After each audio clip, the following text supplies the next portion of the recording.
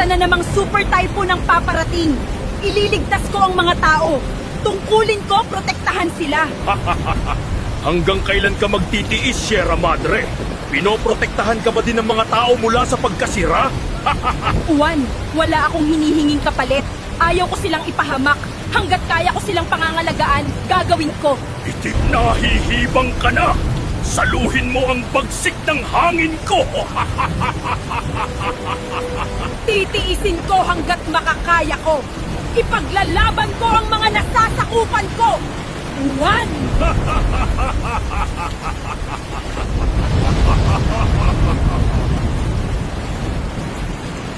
Tumigil ka na! Umalis ka na!